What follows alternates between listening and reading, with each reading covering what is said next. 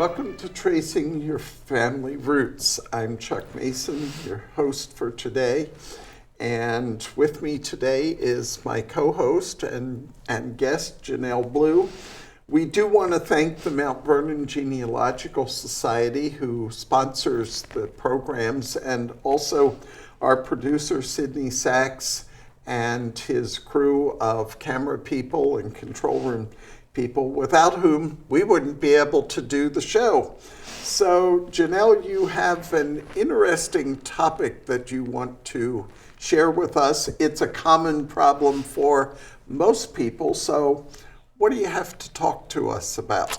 I'm working on a difficult case, and so I thank you for letting me share some of my ideas today. I have a feeling that our viewers have difficult cases that they've probably just set aside, because you get to a point where you just kind of stop and say, I'll worry about it another day.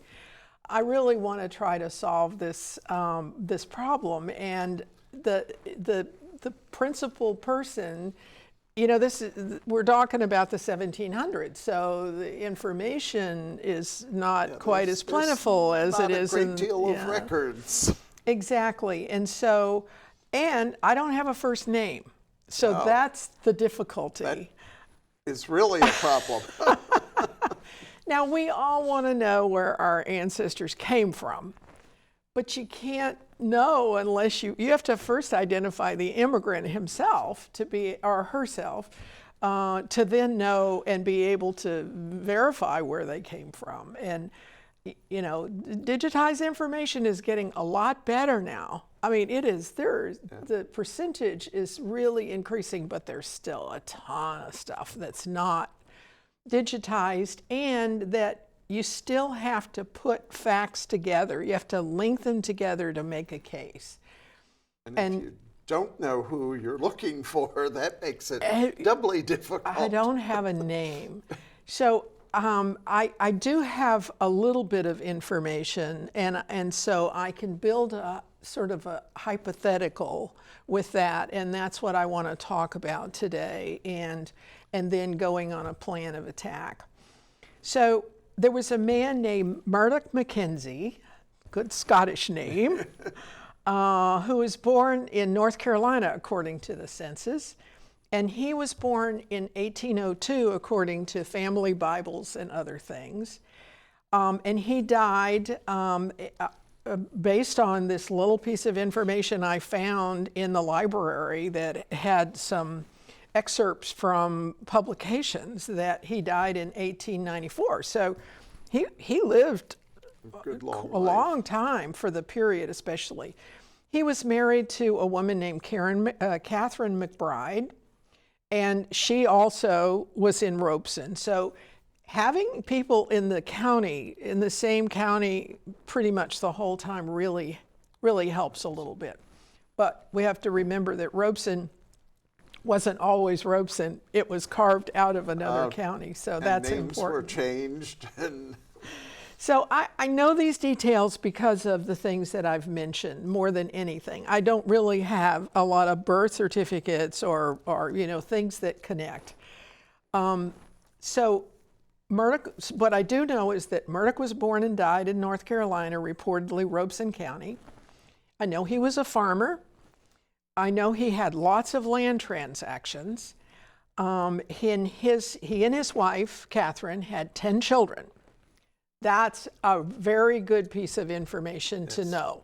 I know the names of those children thanks to several family records that put those down, as well as being able to validate some of them from public records as well. And you'll notice, I just put that up, you'll notice that I've bolded the sons, because that's going to come more important in a minute. But one of the things I wanted to point out was the women, the second woman, the name is Grisella or Grizzy or something, Griselda maybe. It's spelled different ways on different documents. What an unusual name that is. Yes. And how that can sometimes point you to a direction that otherwise you wouldn't know. Yeah, that's one of the things that I always say. If people have a problem, particularly trying to find people in a census, you don't want to look for it, especially if you're not sure of surnames. You don't want to look for Mary or James or William or if you've got a unique name. I was doing this for a great aunt, trying to find her, and her name was Garnetta. And of course, I was dealing with Philadelphia. Yeah. And it was like, okay, how many Garnettas, because I didn't know her maiden name, how many Garnettas am I going to find in 1900 and 1910? One? I found two in one of the censuses and 3 in the other. And that opened up the whole puzzle for me. Yeah, that can really make a difference. And sometimes they're nicknames. Usually there's a nickname in there too, so you have to allow for that. But in this case, I knew I was on the right Murdoch Mackenzie family that I wanted, because not only was Griselda a very unusual name, but we knew that from the family she had a twin, and it says that on there too. So I know I've got the right guy. Believe it or not, there are other Murdoch Mackenzies very nearby. And so, they all have similar names. So we do know, so the question that I'm trying to solve is not about Murdoch as much as I want to know who his father was. Because in one of the censuses, it says that Murdoch was born in North Carolina. It says his father was born in Scotland. So that tells me that we're only probably having to go up one generation to be able to get to Scotland, which is the ultimate goal. And so but there's not one bit of evidence, direct evidence, that says this person was Murdoch's father. So I got to build a hypothesis, and then I have to start trying to figure it out. Okay. So the first thing is, you could either do this the first thing or the second thing, but let's first try to figure out what the person's age might have been. What was father's age? And we know that Murdoch was born in 1802, so he had to be alive then. Right. He could have died, right after that, or while before he was born, 9 months before he was born, but he had to be at least alive then. And then you can back up and begin to think, well, what would be the possibility of a 60-year-old, for instance, having a child, and in those days it's possible because they had multiple wives sometimes. The first wife died, and so it's possible. We don't know where Murdoch fit in the family, so it's really hard to know. So let's look at a window, and so I came up with this window of the father being born somewhere between 1780 and 1800. That's sort of a large, I'm sorry, not 1740 to 1780, somewhere in there. And so that would be a possibility. Then the next thing, let's take this down for right now, and this slide down, and let's talk a little bit about, just for background, remember that in the 1740s, there were lots of things going on both in Scotland and in the United States. And so the Highland clearances were happening, and most of the Scots that came to this part, especially to North Carolina, but that part, were Highland Scots. And so that eventually that will help us to try to figure out where he was from. But they came around the 1740s, 50s, that area, 60s. Well, also the Revolutionary War was happening like in the 1770s or so. So there might be some military records there that, we could look at to try to place him. So there's some milestone points here that we can look at. One of the things that for the Scottish traditions, and this is probably true for many of the early European traditions, there were naming patterns. Yes. And the naming pattern would start with the first son, who was named after the paternal grandfather. The second son would be named after the maternal grandfather. And the third son could often be named after the father. So now, if we can put up the slide, please. Not that one, the first one that had the names of the children on it. You can see the names of those children. So number 1 is John Calvin. Number 2 is Hugh Alexander. And then Daniel, and then Archibald Murdoch. Okay, so going by the naming pattern, you would say that the grandfather is John. Right. You would also want to know who the father of the mother of the Murdoch's wife is, right? And that would tell you that, under the naming pattern, that it would be Hugh. Now, the third son is not named Murdoch. And in fact, it's the fourth son who's not named Murdoch, but he does have a middle name, right. So that gets pretty close. All right, so you have to broaden the hypothesis a little bit. And now I'm starting to say, and none of these may be right. The whole thing could be wrong, but I've got to start somewhere. So now I'm going to start searching for someone named John Mackenzie, Hugh Mackenzie, Daniel Mackenzie, probably not Archibald, but I might keep an eye on that, and begin to look at records for them to see if I can find any kind of a certificate or a record that would say that was the father's name.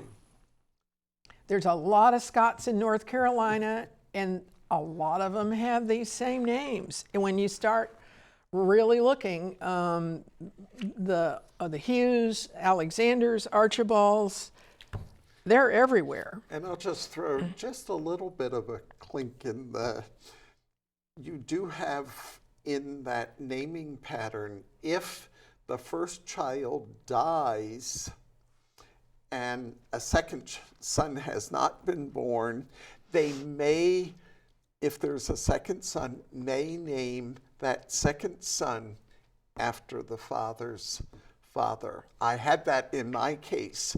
My great-grandfather's oldest brother was Hugh, but going back, my second great-grandparents had a son, Hugh, died. He was, I think, a little over a year old. They had a second son, and he was named Hugh. So when I got into the records, I found 2 Hugh Paytons being born to the same parents, but about 2 years apart. And I didn't know anything about the naming pattern at that time. So that was a real mystery to me. Oh my gosh, that even makes it more complicated, More complicated. Doesn't it? I said I'd throw a little chink in things on the armor there. Well, that's why I'm not just looking at a John. I'm going to look at all 3 of those sons, and maybe the fourth son too. But that's going to be a lot of work. Yes. But I think it's important now. And if you're looking in families like this, make sure that you continue to double check that you're talking about the right family, because there are more than one Murdoch Mackenzie families in that general area. Yeah. So it's really important. Now, there's a lot of books. There are books out there that list surnames. There's early immigrants to North Carolina. There's all those books, and by all means, check them out. Yes. Look for names, because what you want to do is set up candidates that you can then later eliminate or Or you can say, yep, finally at the end there's only one standing, and you can say that's the guy. There's got to be some person out there in North Carolina who was the father of Murdoch, because Murdoch existed, and we know when he existed. So he's there. We just have to find him. And if there's some kind of a 1750 settler profile that fits, then by all means, use it. So marriages, it's funny that states, there were two things that you could rely on for records. They always wanted to have a marriage record long before deaths or births. I guess they wanted to make sure people were all properly married. I'm not sure. Part of it was they didn't want people to end up on the county payroll. They wanted to make sure that they were married, the father was able to support them. Oh, if they had children. If they had children, yes. Well, they date, you can go back a long way with a marriage record. And the other thing that we'll talk about in a minute is taxes. So those two records are going to be very likely. Now, I have a slide. If you're lucky, and in this case it didn't date back, this would be the marriage slide that you had up earlier. You'll notice that most of them were just the bride and the groom, but actually Murdoch's son, it shows up there where it says his parents' name. Wow, what a lucky. Now, if I could only be that lucky with, Murdoch himself, and when he married, but of course he married, in the 1820s, and this is a lot later. So, but my point is that it's possible that it's out there. You just have to dig. The other thing is a will. Wills are fabulous if you can get them, because, and in Murdoch's case, he named all of his children. So just one more way of knowing that I'm dealing with the right family here. And if you can't, if you go online and Ancestry doesn't have the will digitized or whatever, maybe your state hasn't put those available, well then you can go into FamilySearch.org and go into their catalog.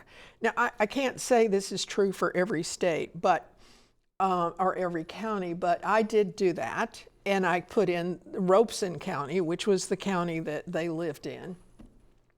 And then it gives you a possibility of vital information and other information too. You can click on that, and then sometimes it's blocked, but usually, very often now, it's on microfilm, but they've digitized the microfilm, which means you've got to go in and find it. But in this case, if you just look at an index, then you can really cut short the problem by just going to the index and looking under the surname. And has North Carolina done that? There's index. Okay. There's New Jersey, where half of my family is, there are several indexes that have been done, and some of them are statewide, some of them are by the county, and so it makes it easier to look for people in the index, and then that will tell me what will book and what page number, so then I can go after the film at Family Search. I think I've got an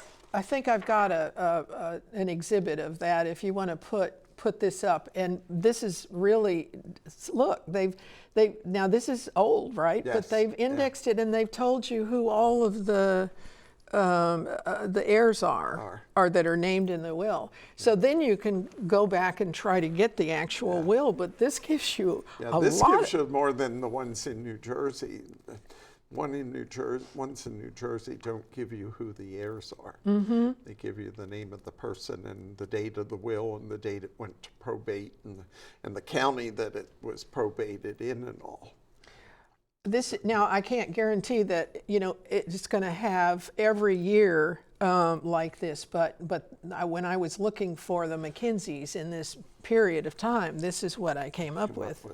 And by the way, they're not in alphabetical order. They're going to be, the first letter is going to be in alphabetical, but after that, then you're going to have to, don't give up. Just keep searching and searching, because it'll probably be there.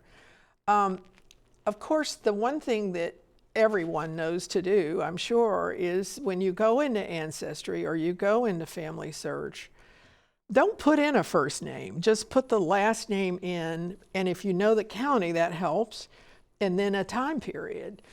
And then you're going to see a whole bunch of McKinseys or whatever the surname is, usually.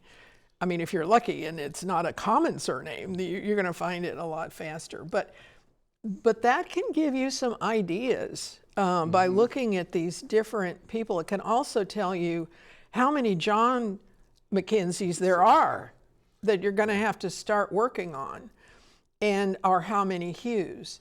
So by all means, do that. One of the things is, if they're not spelling the name like you spell it, if you put a specific name in and it's, a more unusual name, it may be spelled one way in the record, but you know how it was spelled by the family. You're not going to get a hit because the spelling is not the same on that first name. I've had that happen with a lot of searches. So now I do, like, I will put the surname in and let all the stuff come up. Yeah, and usually, eventually, if you keep scrolling in that, or paging through all of those results, you're going to find variations and certainly there are many variations on the name McKinsey, with an I or an E or all sorts of, sometimes it's MAC, sometimes it's MC. So, that's something to keep in mind. One other thing is land records, and that is really important because it may be, more than likely, Murdoch's father owned land. And with any luck at all, the sons would have inherited it. And then you can look to see who the grantor was. You can search by grantor. If it doesn't show up under grantee, under Murdoch, you can try the grantor and see who that, and it could be that it's a state of, that would be the best if it was that. And I'm still working on that. I've been over to Raleigh to the State Archives and Library. I've been using they've got some pretty old machines, and you have to really work hard. But I have really pulled all of the indexes that are available on microfilm, and now I'm starting to pull those other documents, because sooner or later I'm going to be able to paste together some property. And I want to back up and talk about an 1840 census. Now, I don't like those early census, because they don't give it. In 1850, they gave you such wonderful information. In 1840, all they give you is the head of the household and the breakdown by age and sex. Yeah, and so you can't really know. But I have a slide of this, and you probably can't really see it, but that's what an 1840 census looks like. All the little tick marks are numbers. But when I was looking at that, I saw the most interesting thing. Down here it says that it enumerates a John McKinsey, a Hugh McKinsey, and a Murdoch McKinsey, all having property, and they've enumerated it right in a row. That tells me their properties are adjoining, and that tells me they could be siblings. So now I have more information on Murdoch and who his siblings might be, and look at the names. They're beginning to all get put together. So I was thrilled when I saw that, and I mean, well, there's a lot of work to be done to be able to figure that out, but that was really a good find. And then also there's tax records, and I have an exhibit not because you're going to be able to read it, but just to sort of show you what an old tax record might look like in this.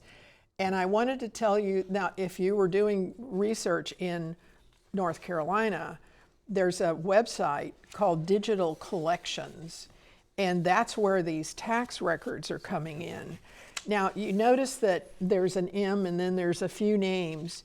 Well, so I looked at that and said, well, there's no McKinsey there. Well, what I realized was that it's by like jurisdiction, almost like a census enumeration district. And so I'm going to have to go through every one of those to find my guy or guys.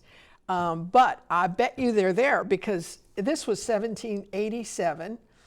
1788 was this particular tax record. I bet he's there. And I'll bet if he has any land at all, he's paying taxes on it. And you're lucky that you have tax records.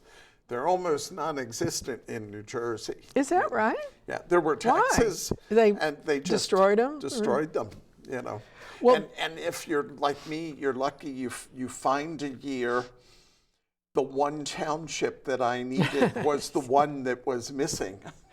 Well, it's not, the tax records aren't everywhere. Rare. There's only a few years, but I only need a couple of years to just spot check and see. Yeah. So, unfortunately, we are running out of time, Janell, but I mean, this is very interesting, and it's the kind of thing that almost everybody is going to run into, a brick wall problem that you're just going to have to really do a lot of work to solve the problem. And I think if you start with a hypothesis, I'm gonna assume these things based on what I have, then you can go from there, and you accumulate all these candidates, and then one by one you eliminate them. You should be able to find something. Well, we will have to have you come back when you solve it. Yes, I will be thrilled to do that. Thank you for being with us today. You are so welcome. And if our viewers want to join the Mount Vernon Genealogical Society, go to mvgenealogy.org and check out our website, check out all the activities. We certainly invite you to join us.